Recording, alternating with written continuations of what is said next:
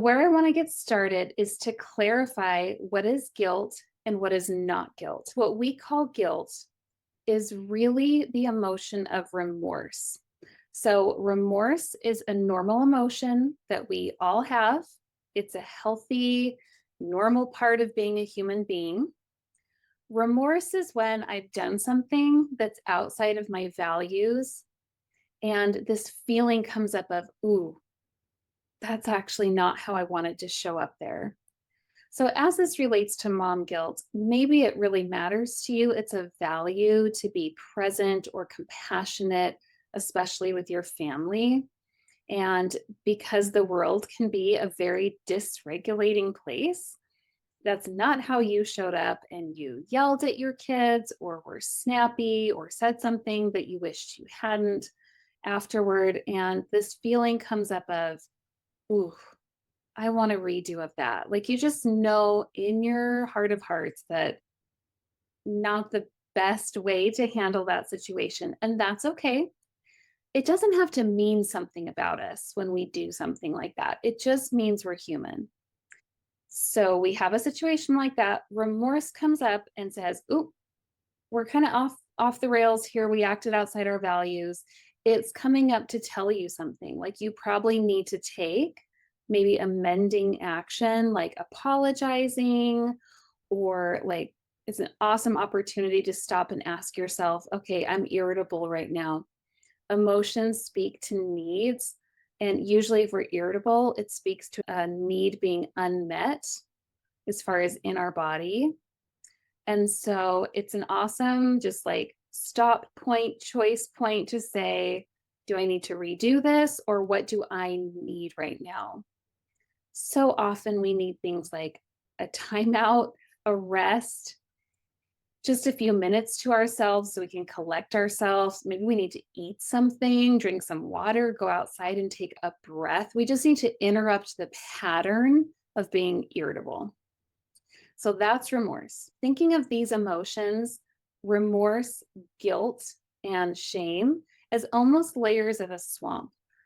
So at the top, kind of that marshy area where like there's plants and like you're kind of up above the water, that's remorse. Like that's a healthy, normal part of the environment when it comes to our nervous system. Down in the muck, like the bottommost icky, mucky part of the swamp, that's where shame lives. So if I do something and I'm like, ooh, not a good look, that's not how I wanted to show up.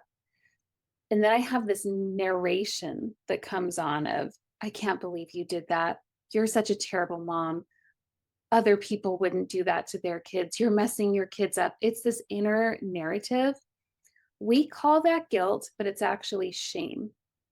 So, shame is beliefs that we carry about ourselves that, like, somehow I'm fundamentally a bad person.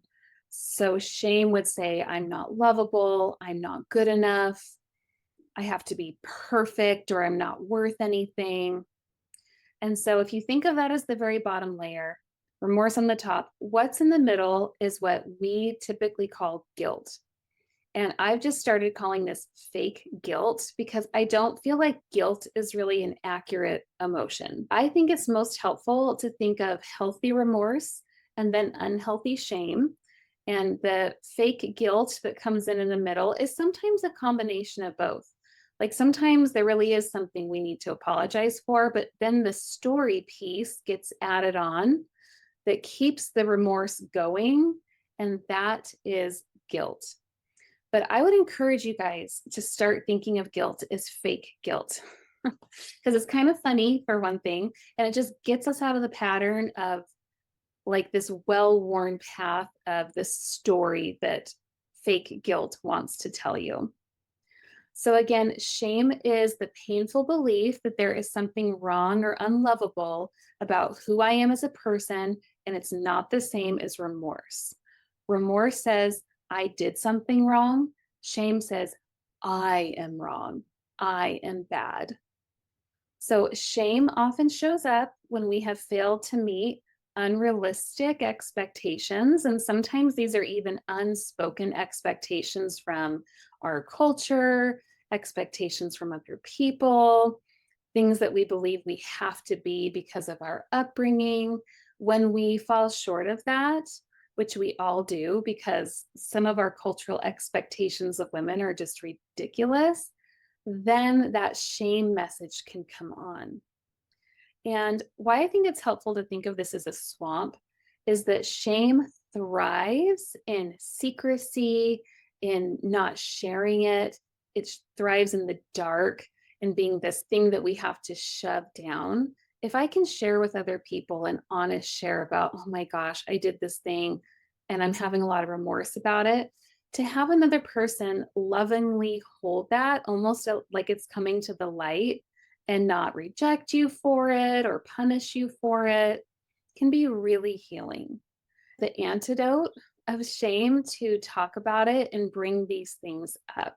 So I had new name for mom guilt is now until proven otherwise fake guilt.